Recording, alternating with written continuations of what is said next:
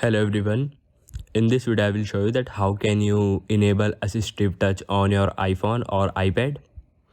So it's very simple. You have to do is open settings. Here scroll down and find accessibility.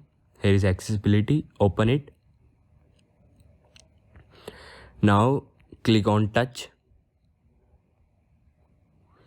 And here is the first option of assistive touch. Click on it. And now toggle on this option.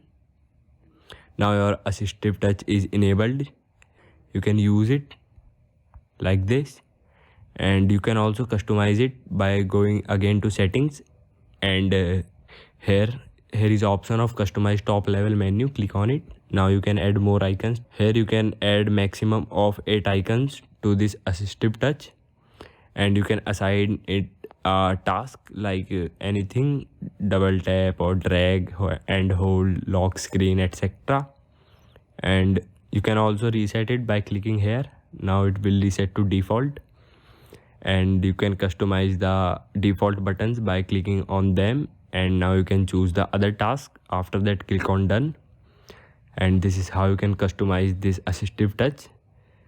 So this is how you can enable and customize assistive touch on your iPhone or iPad. Thank you everyone.